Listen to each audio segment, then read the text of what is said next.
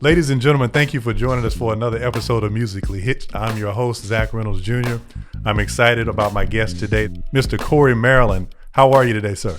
Hey, I'm doing great. I'm honored to be here. Thank you for having me, and looking forward to having this great discussion with you. Absolutely. Musically Hitched is all things music and all things hitched to it. So we've got another great guest today who has spent pretty much, I would say, his lifetime, from what I know of him. I don't want to take it for granted. I'm going to let him tell his own story. But he has been a musician for as long as I've known him, and probably many, many more years past that. So we're going to jump right in with Korey, learn a little bit more about him and what he brings to the table as far as his life, his contribution, both to music as well as to humanity. So Korey, what would you like to tell us about your first exposures to music? Well, I'm originally from Greensboro, North Carolina. I was born and raised there. I am the middle child of three boys. And my mom is the singer of the family. And be quite honest, I come from a family that has a deep foundation in church. My uncle was a pastor. My grandfather was a deacon. So as far as I can remember, I was in church. My mom sang on the choir. She's a phenomenal singer. She led, and she was one of the main leaders in the choir growing up. So I had to be at everything. I had to, go to all the rehearsals, all the anniversary, services or concerts. I was there. And so at a young age, I was always exposed to it. At the time it was the LPs. My mom had one of those old, this long old, what is it called? It wasn't the older, I forget the name of it, but they were basically albums, right? Mm-hmm. And we played a lot of the Clark sisters and who else? Clark sisters, Douglas Miller, a lot of old school stuff. But yeah, it was great. Was exposed to music at an early age, and I knew I wanted to play music even at a young age. Man, my mom plays the piano, so we had a piano in the house. Okay. And so my mom always was playing, and that's really what got me started. Just watching her tickle the ivories, but wasn't really a player. I mean, I'm 6, 7 years old, right?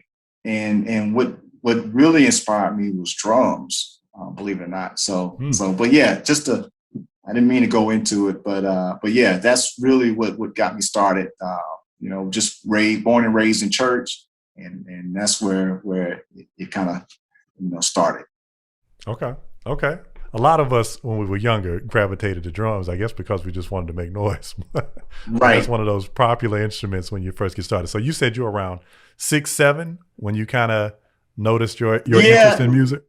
Oh, yeah. I always knew. One of the reasons why I could tell, I would say, you know how it is. You're in church and you're really just focused on the musicians, right? And I can remember, just watching the bongo player, watching the drummer and trying to imitate what they're doing, right? And I'm trying to, I'm trying to play like these guys, right? And so that's really where it started. My mom actually bought a little kitty drum set, which I destroyed, but I was able to eventually get them to invest in a real drum. It was a 3-piece drum set, but I was able to practice at the house. My parents, they were open to the noise.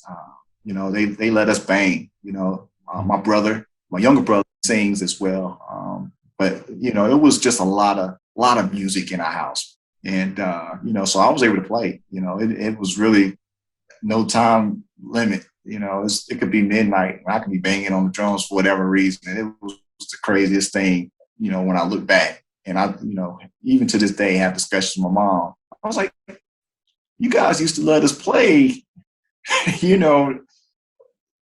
pretty much anytime we wanted to. So, but I was able to hone in some skills, and next thing you know it, opportunity opened up at the church.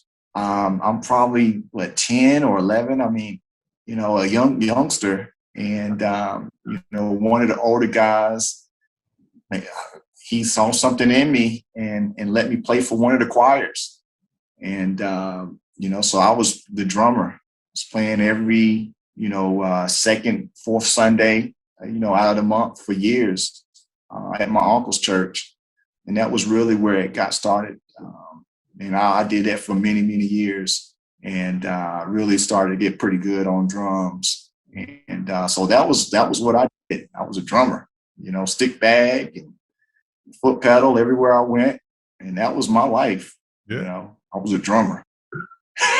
Studied, Dave Weckl and a lot of the older, drummers, and that's what I was, looking to do. So, so it wasn't to where I started playing, piano and organ until, we had, a musician at our church who left. And so it was just drums. I used to just play by myself on Sunday mornings. And so we didn't have a musician. So you know how it is. You're just trying to keep the beat. But my mom could play piano. So she would play. And then, I'm starting to pick up the keys a little bit, on my own. So my mom was taking lessons. I still remember this to this day. She was taking lessons, and while she's taking lessons, I'm in the back room showing her what she just learned from her teacher. And she's like, "Wow, Korey, you just..." I was like, "Yeah, it's crazy." Wow. So this is the gift. So she was taking lessons, and you were just there for the ride. You were there because you had to be, but you were actually musically connecting in the background, so to speak. I was in the back room. I was in the back room. We had a little keyboard, one of those cheap Casios, which, I would talk her into buying when I was a little younger. But again, I wasn't a musician or playing keys. I could play any song with one finger. That was what I was good at. And even to this day, I tell anyone, if they want to learn how to play keys, get good at playing with one note to start off, and then, progress it, and move up to two fingers, and just keep. Yeah, right. Kind of how I started. So completely by ear. So you were self-taught. You didn't take any. Did you ever start formal lessons at all, or did you just take it from there by ear? So I played by ear when I was a student at North Carolina A&T. Moving a few years ahead, I did, take fundamentals of music that spoke to theory a little bit, but that was about as far. I have, even to this day, I do have intentions to at some point, take some formal lessons, just because I think it adds so much value. But up to the point, just the one class when I was a student at A&T, and it was elective. It was a great class. Taught me a lot about fundamentals, which was good. I still use some of that to this day. But then, there's a lot of self-help books and material out there that's available, to kind of learn chords and just the basics, right? So you're not, know what key you're in and things of that nature. So when you're playing in a band, you quickly, kind of communicate with one another, in terms of playing the right chords. So, but yeah, that was my story starting in terms of the music scene. We didn't have a drummer, and I filled in one Sunday. And this is a true story. My mom played the first half of a song, and I played the second half. She played the first half on the piano on the opposite side, and I played the second half on the organ. And I think that was it. I started playing. Her teacher taught me two songs. His name is Duncan Butler. He passed recently, and he taught me my first two songs ever.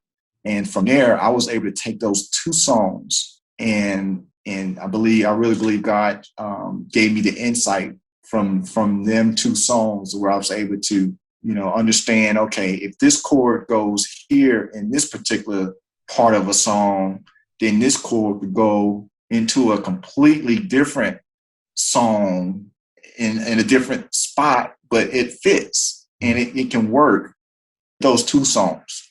Right. And then, I started changing keys.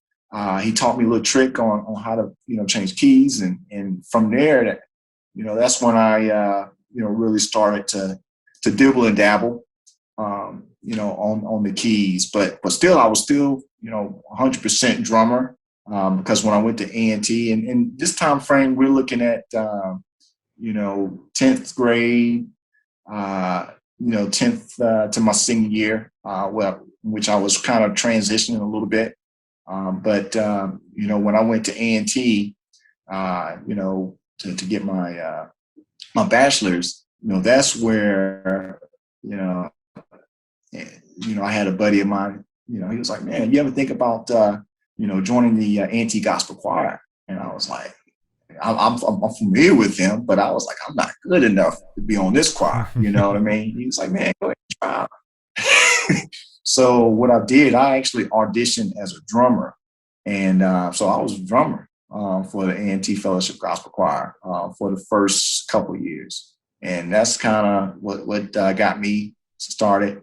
But when I was on the choir, that's when I was exposed to the director at the time, Ron Jones, and then Rodney Edge, who was a few years older than me, who is now on tour with Anita Baker. And so being exposed to those guys kind of really, really took it to another level in terms of my keyboard playing. And that's when I fully transitioned. I think my last, true years of playing drums, honestly, was probably, 1995. And I've played off and on, in certain settings, but not like I did before. Right. I was a drummer, then. So. Gotcha. So yeah, that's a little bit of history, and a little bit of background in terms of, how I kind of progressed. But yeah. Mm-hmm. So how would you say your college experience impacted you? You alluded to some of the guys that were playing keys. Did you became a keyboard player before you actually hit a college campus, right? But you enhanced your skills during the 4 years on campus. Is that what you're saying? Absolutely. Oh, absolutely. Yeah. I was playing. I was playing it, prior to college. And again, my focus was really drums, to be honest. But even from a drummer standpoint, my skills skyrocketed as well. Being able to sit under some of the guys that were there, so my drumming kind of took off as well. So, but yeah, the collegiate experience, it impacted me greatly. I mean, it just shot me up quick because, those guys were playing on at a different level, right? And and that's one of the things too. You want to get better, you hang around guys who can play, right? You know what I'm saying? Don't mind being the weakling. Don't take it as a don't take it, to where in a negative sense, but take it as an opportunity to grow and learn. And I really probably harassed them to death, asking questions and trying to understand. I was hungry. I mean, I spent millions and millions of hours practicing. We had a little room, on campus, where we had all our equipment set up. And I mean, we just camped out in this little room. Equipment was set up, during, after class, we go jam, throughout the day. I mean, it was always available. And I mean, we just practiced a lot of hours. So you developed a discipline. A discipline is developing at this point. That's you're competing in essence, whether you want to admit it that way or not. The competition is healthy, right? It breeds better Oh yeah, musicianship and creativity, ideas that you may have not had if you were in a box or if you were kind of insulated right. away from everyone. You're exposed to new chords. You're exposed to different ways of approaching songs and voicing different things. So your musical palette is expanding. And but are there some other disciplines that you would say you picked up outside of music from being in that community of musicians at that particular time in your life? I mean, yeah, there was some disciplines, of course. I mean, it was, um, being exposed to Ryan, who was our director at the time. The way he conducted his rehearsals, was another area. Because just from you tend to think when you're a musician, you tend to think just the music, right? Just the instrument. But to be able to watch him how he conducted his rehearsals, vocally, that was pretty insightful as well. And the discipline that he carried and required. I mean, he demanded excellence. So I think that discipline of not settling for just any old raggedy piece of music. I mean, it's got to be high quality. And it was a spirit of excellence that was demanded. And I think that carried over. So if you want excellence, you got to put in the time. And I mean, we saw it, we lived it. We were in rehearsal for hours, folks tired, hungry. I mean, we still in there, going at it. He's still getting on the choir. I definitely wasn't used to that. Not from, your standard church choir. It's like you put in your 30 minutes or an hour and you go home, and it's raggedy, right? And like, hey, had a good rehearsal. But no, Ron, he definitely elevated, my mindset. Like, wow, this is what it takes to be excellent. And even with the choir, I mean, we was able to, win awards when we were on tour. And I mean, it was great. We competed and we won, and I think a lot of that has to do with the work ethic that was put in. So taking that away, it was like, okay, if you want to be great, you've got to put the time in, That's So no way. being great is not about how much you're getting paid, because I had a gospel choir experience too for my UNC Chapel Hill days, and I don't remember us ever getting a check for being a part of the choir. Did you guys get paid at A&T? No, we didn't get paid. I know we had student trainers, so there was like stipends. You would get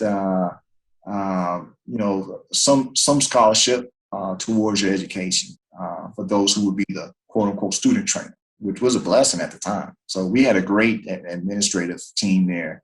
I mean, it was a great program. Yeah. But And in I other was, words, the excellence that the gentleman that you mentioned, that's not yeah. coming from compensation. That's he's Oh, not just oh, no. motivated by he's not even motivated by pay at all at this point. Oh, This is a oh, love no. for music and a Oh, spirit yeah. of excellence that is Oh, causing yeah. these awards and this attention and the touring opportunities, because it's non-compensated. You're doing this because you guys are doing this as extracurricular Oh, activity yeah. Oh, yeah. over Yeah. and This is, above your academic workload, oh, right? yeah. Oh, yeah. Oh, absolutely. Yeah. This is extracurricular. Oh, yeah. Absolutely. Well, that's great. So let me ask you some other questions that I think are going to really be beneficial to our listeners. I know that you, as being a Carolina guy, you eventually transitioned. You're now in Atlanta, Georgia. So talk to us about what brought you to Atlanta and how have you enjoyed the transition or experienced the transition being an Atlanta resident now. Okay. Yeah. So Atlanta kind of just happened. I mean, it wasn't like this was part of the plan, to be honest. When I graduated from A&T, I actually left A&T and I took a position with a company called PPG, and I actually relocated to New England. I was in New England for a few years, lived right outside of Hartford, Connecticut. I was there trying to really just build my career. And even when I was there, played at a church, a mega ministry, left there, and then relocated to Columbia, South Carolina, which I was there for 8 years, still Okay. with PPG. So during that time period, Atlanta was not on the radar at all. I was in Columbia. And then after that, there was an opportunity that opened up here in Atlanta, where I'm currently employed. And they was looking for someone to, pretty much manage one of their business segments. And I had a conversation with it was one of the vice presidents, and came up and met with them, met with a team, a slew of folks. And, I actually took that position, in which I now I manage one of their business segments. It's we're about a $40 million business that I'm responsible for right now. We've grown, but it's been a great opportunity for me. Okay, so we're not going to gloss over that, right? So $40 Yeah. million business. Now, maybe the listeners didn't hear that, so I'm going to get you to say that again. You, in essence, oversee, and I'm assuming it's not the whole company, right? Right. Are we It's a speaking about segment. just your division that you oversee is actually a $40 million revenue generating Yes. aspect? Yes. Yes, that's correct. So yeah, I was brought in to, really, I'm responsible for market share growth for my segment. So that's where my strengths have lied. I do strategy development, and I'm pretty much the face of our segment. Pre-COVID, I was a road warrior. I would fly out. I'm like all over. I'm responsible for U.S. and Canada. So I would be all over the place, giving training sessions with dealers. We have over 600 dealer network with our organization, and I would go out and manage trade shows, do dealer trainings, just all kind of stuff. I'm just speaking, giving presentations in front of large groups, just about strategy, best ways to grow and impact their local business, with some tips and things of that nature. Providing tools, manage pricing, marketing, a lot of different things to make sure that they have what they need to be successful. So that's kind of been my job here. So and we've done very well. In the 6 years that I've been with the organization, we continue to increase market share, and it's been a huge increase. So I'm thankful for that. I have a great team that I work with, and it's been great. And I've been able to do that. And again, this wasn't part of the journey. I wasn't trying to get to Atlanta. When I first came here, it was the most interesting phone call. I got a call. I just got here. I was here for 3 weeks. And I'm like, Korey, there's a church that needs a musician. I'm like, man, I'm just getting my feet wet here at the company. And so next thing you know it, they was like, we need an organist. And I'm like, okay. Well, I'll take a look, So I drive out, and I fill in. I sit in on the organ that night at one of the larger churches here in Atlanta, and next thing you know it, hey, are you interested in a job? So next thing you know it, I'm managing my business, and I'm playing for this mega church, mega ministry, trying to ensure that musically we're progressing there as well. So did it for about 2 years. And so that was quite a challenge. Mm-hmm. Talk to our listeners about what it means to be excellent in a dual role. When you think about managing a $40 million operation for a company, and also helping to manage and oversee a music department and the level of excellence that this particular mega ministry was known for. How did you balance the two? What tips can you give people for how you approach that particular season of your life? Because that's a lot of responsibility on both ends. Either one of those sounds like it could be a full-time job. Yeah. I think, time management for sure. And I must admit, it was overwhelming. I mean, I can't sit here and say I did it with excellence every week.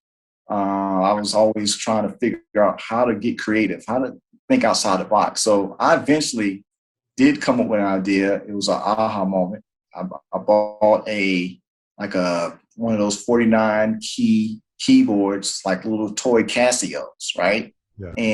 And I actually I bought a toy Casio, and so what I would do, I would pack it in my carry-on bag when I would fly. Yeah.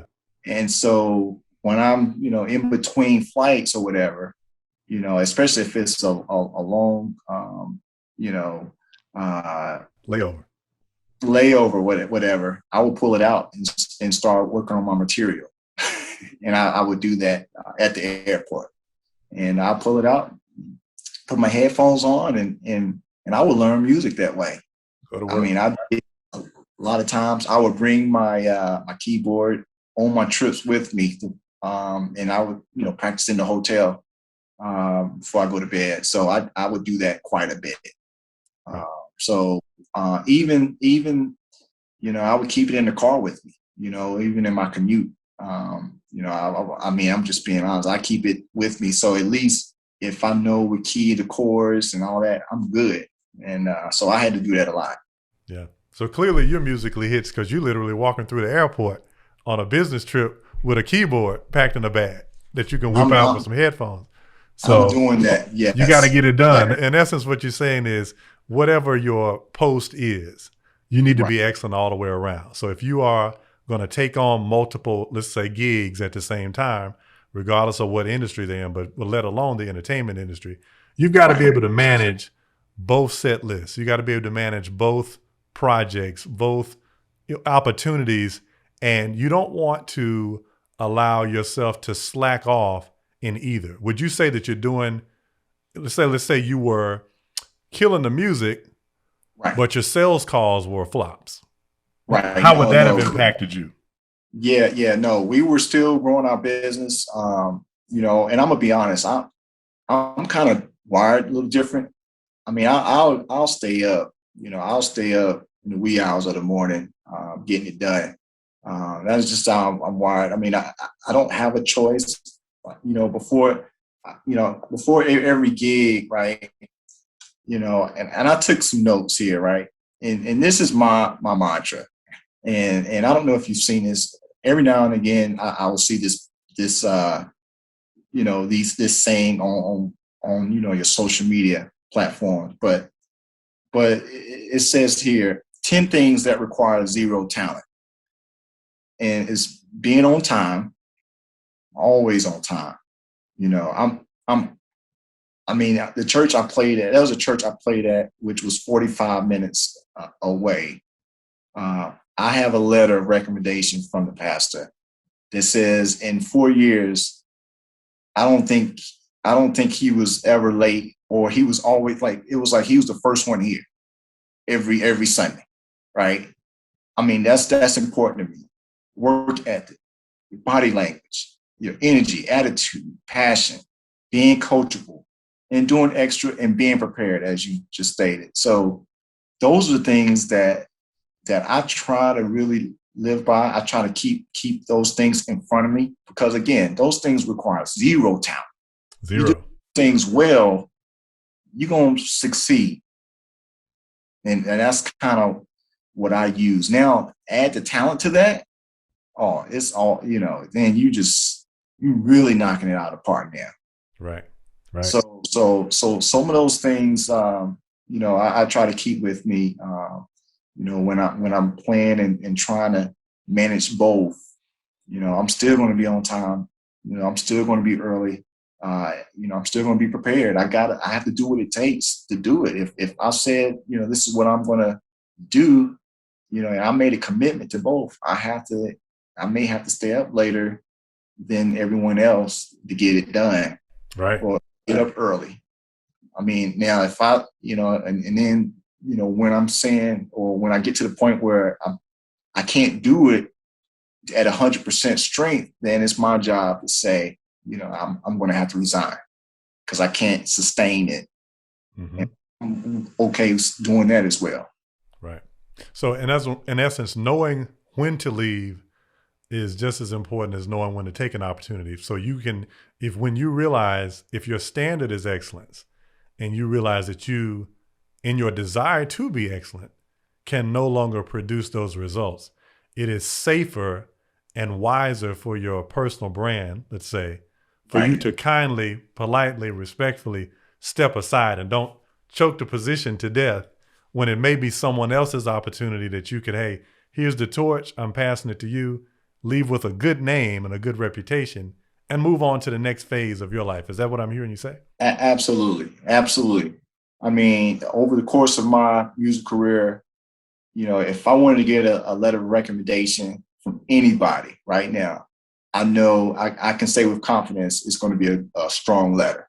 Wow. That's intentional. That's intentional.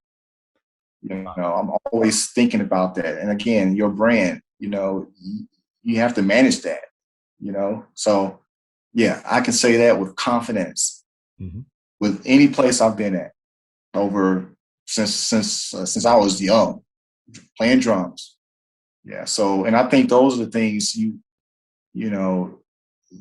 have to think about that. I don't think a lot of musicians think about that. They burn bridges and to leave the wrong way. And I mean, yeah, like there's a lot of frustrations that happen. There's things that happen regarding our pay, right? There's things that can cause us to flip out. But at the same time, you at least in my opinion, you always want to leave the right way. Leave well. Yeah, we talk about that a lot. A lot of guests, it's not intentional. A lot of times it's just it's interesting because this life, being musically hitched, requires you to move. Music, the nature of a musical life, music is progressive. You don't stay on the intro the whole song, right? Right. You don't stay on verse 1. There is a verse 2. Sometimes there's a verse 3. There's a bridge that transitions us to the vamp. And then there's an outro, right? So music by its nature is progressive. So certainly the carriers of the music gift, those of us that are musically hitched, we have to be progressive in our thinking. So I heard something earlier and I wanted to circle back before we close. You talked about what the responsibilities that you have in managing what is a $40 million department at your company, while also juggling the role of being a musician. What do you think the C-suite can teach the independent artists about how to manage a business? Because musicians are entrepreneurs. We highlight that a lot on this show. And so as you travel, I heard touring. As you catch flights, I think logistics. Right. As you carried your instrument on the plane, I thought about preparation. Right. And then I thought about budgeting. All of those things are things that major recording artists and independent recording artists that aspire to be on tour one day are going to have to manage. And we all hope to be so fortunate to have a tour that would gross $40 million cumulatively, let alone annually, like the company. Right. So again, my question is, what do you think the C-suite can teach the artist about how to effectively manage and run their music business? Yeah, I think those skills carry over tremendously. I actually took a creative economy course. It was a elective, my last elective in completing my MBA at the University of Georgia, and one of the guest artists, he was a speaker, and it was discussed, there's a lot of musicians, right, that are starving, right? There's a lot of, folks in the arts, the creative space, talented, but they ain't making no money. What I mean? They're good. And one of the things you start to realize, is there's certain skills that haven't been, developed, right? And I think if you can hone in on the budgeting, hone in on being responsible, catching your flights, just the basics, right? The things that require zero talent. Remember the things that we just talked about? Exactly. Yes. You will excel in this industry, and I have to admit, I am not the most talented guy. And I'll tell you one thing that I remember when I lived in Connecticut. I had said, I was going to get into the wedding business or industry. I was going to, I was at least just looking into it. And I was, you know what, I'm going to play, for these, for these various weddings and things of this nature, get me a band. And so I went to a wedding show, and I went up there, and I'll never forget. I walked around and I saw this band. They were, wearing their tuxedos. They had just phenomenal presence in terms of professionalism. I have to be honest with you. At the time, they had their CDs, the covers, the brochures were on point. I mean, they had it all. It's reminding you of your corporate experience right now. You're seeing these guys are entrepreneurs, but you're seeing a lot of similarities to what you take in terms of your materials and presentations, et cetera. Presentation was spot on, right? And I'm gonna be honest, I was like, wow, these guys are about to kill it. These guys are probably gonna just tear it up musically. You know what I mean? The expectation was high because of the expectation was high. Marketing material. Because they were in their tuxedos, clean, well dressed. The pins, the logos, everything you can imagine from a corporate standpoint, professionally, was there. And I'll never forget. I was waiting to hear them, right? And I mean, there was people in line, by the way. They were signing up left and right. Hey, will you do our wedding? And I'm looking at the price tag. I mean, it was expensive, man. I'm like, whoa, I need to get into this. Man, those guys started playing. Bro, the music was not on that level of excellence. You know what I mean? Oh, wow. It was not there. Now, they could play. However, there was, the talent was not to that level. But it showed me that, it matters, but what matters the most, right? And so that was the aha moment for me, and it was like professionalism, being on time, being dependable, being reliable. Those are the things that matter to the customer, and that their skill level, I mean, it was okay, but it wasn't like what we're accustomed to in terms of that high level of talent, right? So it was interesting. So in other words, these guys had the total package and may have left a little bit of the talent at home. Is what I mean you say. Left the talent at home, but was making big bucks. But making money irregardless. So to your point that you made earlier, a lot of artists focus mostly on talent. A lot of musicians focus on how talented they are. And that is necessary because the last thing you want is to have the presentation, and as you said, the talent is absent, right? We need both. We need both skill sets to show up to the business meeting, right? To the board table, right? Both. But if you only have talent, and I'm hearing you say, but you're lacking in marketing materials. If you only have talent and you're lacking in maybe sales ability, your ability to sell yourself, to sell your products. If you're lacking in customer service skills, follow-up, maybe what we call today would be called social media fan engagement is basically customer service in the music business. If you're lacking in those things, you could have bukus of talent, correct? Absolutely. But you might be sitting at home. Absolutely. Watching someone else who's less talented, but extremely gifted in some of those areas and categories we just talked about, that the corporate world, of course, awards and accolades and things come along with Absolutely. people that can, as you say, follow the play that usually requires zero talent.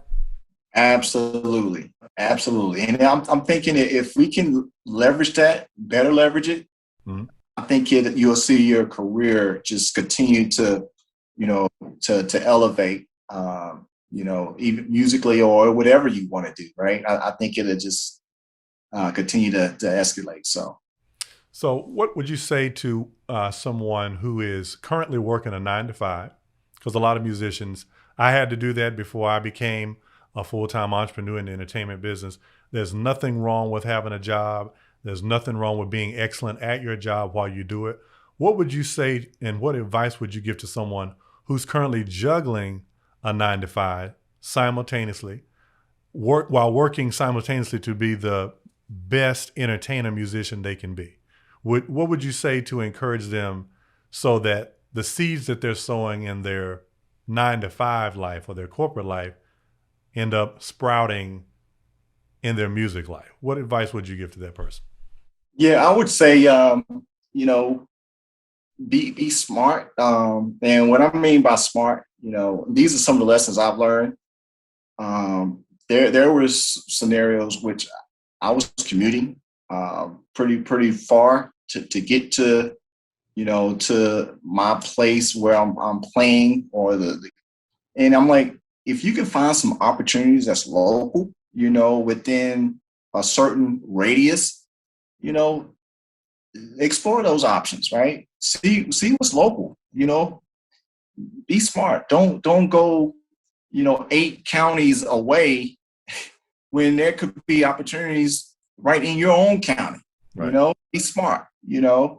Again, we're looking at time. Time is money, so try to be smart with your time. And those are some of the lessons I've had to learn. Mhm. I've gone from a 1.5 hour commute to 15 minutes now. To go play every Sunday, right? So try to be smart if you can. If you can, um, realize there's trade-offs, at the end of the day, so, and you need to know what they are. It doesn't need to be a surprise to you. If you feel like this opportunity is that I'm about to take is gonna, allow me to miss some of my family events, my kids' events, or special moments that you generally need to be at, that gig may not need to be the one for you, or that even that job. You know what I'm saying? You have to, like, I had an old general manager give me some good advice. He said, manage your career. You have to manage it. And even just most recently in this MBA program, I mean, I can't tell you how many times that was discussed. We have the choice, so you have to manage it, and you have to find things that works best for you and your family or your situation, Mhm. right? And take ownership of it, versus it just happening. Right. Make it So happen. And adding value to yourself. So, as you're going through your and wrapping up your Masters of Business Administration program, this is another thing that can increase your pay grade. absolutely, So absolutely, you're investing in yourself, and that investment, as all good investments do, that produces a return on ROI. You call it in the business world, right? So that's absolutely. important, I think, for artists and musicians and aspiring music business executives to learn. Educate yourself. Take the time to learn the business. So number one, you're not getting screwed. Number two, so you can add value to somebody else, which usually in this business, if you're making money, it's going to translate to more profit. Would you agree? Disagree? Absolutely, absolutely, absolutely. Yeah. I think you hit it, spot on. Always look for ways to invest in yourself, especially, musically, training or workshops, whatever you can. I know we don't talk about this enough. Find a mentor, find someone, that has skills or has that career that you're wanting. Reach out to them. The platforms are available now where you can send an inbox. Mhm. LinkedIn. LinkedIn is a phenomenal phenomenal resource for us, where you can link up with folks who are doing what you aspire to do. And I mean, so it's just something as simple as just reaching out.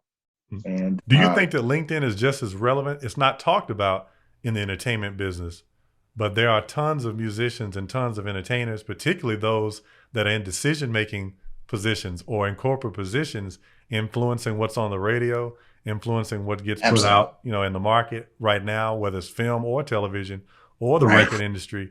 Would you suggest that maybe some musicians need to spend a little bit more time in that field? Absolutely. Versus always IG or always TikTok to make some new connections? Absolutely. Yeah, the decision makers are on LinkedIn. Absolutely. Yeah, absolutely. The decision makers are on LinkedIn. People writing the checks. People writing checks. Absolutely. Wow. So as we close, Korey, how would you say, you brought it up right at the end, and I think mentoring is important regardless of what industry you're in, but it's certainly in the music industry. Someone has already done what most people are trying to do. There's nothing new under the sun. If you can find someone who's already done it, why not reach out, like you said, pull them aside, take them to lunch, take them to dinner. How important has building relationships and networking been to your success? Oh, it's been huge. Yeah, it's been huge. I mean, I can remember I got a promotion just because it was, I remember when I was at PPG, I'll never forget this. It was, we were at an event after hours, right? Just networking the room. And I actually talked with the director at the time, and we were just having a conversation. And I told him what my interests were. He was like, "Cool, you want to do that?" I said, "Absolutely." He said, "Okay, I didn't know that." A few months later, guess what? The position posted, but guess who got the job? You know what I mean? I got the position. I was to build the rapport, the relationship after hours, the networking, and I got the position, even though it had to formally be posted. Stuff like that happens all the time. You didn't have your resume that night at the bar, did you? You didn't have your resume. No. When you're golfing, like, learn to play golf. Go out there with the guys. Just go out there with network, whatever that means. In your circle or your element, whatever. Mm-hmm. You got to network. A lot of opportunities are presented. Just hanging out. I didn't know that. Yeah. So that happens a lot in the corporate environment. So we spend a lot of time networking and being strategic with it as well. Creating what we call a networking map. You already have plotted out who you would like to network with, and you have to kind of be intentional about it. Yeah, absolutely. Very, very important. Absolutely. One of my favorite people and authors is Dr. George Fraser, who wrote a book called Click, and that's very important. We think about clicks in terms of groups and running around in the music business, how you get work, but you need to learn the skill of clicking with people just in general, because that's what networking is all about. It's a net that is connected, right? Right. And it's supposed to work for you. If your network's not working, you got to find a new net, right? Right. But at the end of the day, what you're saying is that the more connected you are, so you can't stay in the studio all the time. You can't. You can't stay in your silo, right? You've got to get out. You got to meet people, because you're building a company. You're building a brand, and brands are supported and invested in by other people. Right. Absolutely. Absolutely. Yeah. So I think it's definitely important, to continue to build that network, build your brand, and be nice. I mean, people don't talk about that enough. Be friendly. Just call folks and ask them how they doing. Just the basics. When you don't need something, right? Yeah. Just check up on folks and how you doing? How's your family? When it's their birthday, instead of, hitting them on social media, give them a call, happy birthday. I mean, it's just the basic stuff, that can take you a long way. Again, there's a lot of things you can do with zero talent.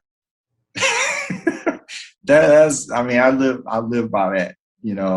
There's a lot of things you can do before you even get to the thing that you're good at. That's good, man. And then when you're good at it, yeah. and on top of everything else, you can't help but to thrive. And you want to keep your humility and just remain humble. And again, it's all about aspiring others to be great, and trying to remove the spotlight off of you. It's not all about us all the time. Right. It's about helping others, build others, and pushing others to greatness. Awesome. What's next for Korey Maryland? You know what? That's a good question. I think for me right now, it's investing in my family. It's my wife. My wife sings.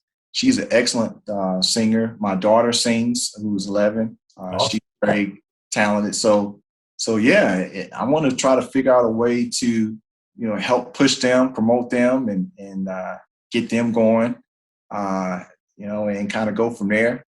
But in terms of, me personally, just continue to, try to, grow and learn. Who knows? I don't know what the future holds, but I do see it as trying to give back, especially to, college students. I currently sit on the advisory board at North Carolina A&T and applied engineering. And it's been great, giving back to the students. I really like doing things like that and sharing, the story. I'm going to be honest. I wasn't a great student my first semester. I was on academic probation. A lot of guys don't know that. They're like, what? I was like, yeah, I almost flunked out of A&T, Keep it real. Keep it real. Right. I keep it real. I was like, yeah, I wasn't focused. Didn't have my priorities straight. And then my dad, we had a little conversation and it was like, okay, I need to get together. But yeah, there's going to be times where you're just going to make mistakes, right? But, you grow from it and you keep moving forward. You dust it off and grow and learn from it. So I like to continue to work in that capacity, helping others and, trying to build up my family and friends, with their endeavors, and hopefully some of the resources I have could be of value and a blessing to them. Awesome. Ladies and gentlemen, you heard it here from the man himself, Korey Maryland. We talked about numerous things today in this episode. Probably one of those is going to stand out the most is probably zero talent. What you can do with zero talent and then couple talent with it. Those of us that are musically hitched, and even those of us that are listening that may not be, and how you can just take off in this industry or whatever your chosen field or endeavor is. Take that word to heart. That's powerful stuff. Korey, we appreciate you taking time out of your busy schedule to sit with us and chat, talking all things music and all things business, and a little bit of family too. We appreciate you, and we're excited about what's in store for you next. And we hope that you'll join us again next week, same time, same place. This is Musically Hitched. I'm Zach Reynolds. Thank you again for joining us. Hey, thank you for having me. Supporting this podcast is easy. Just hit the subscribe button. See you on the next episode.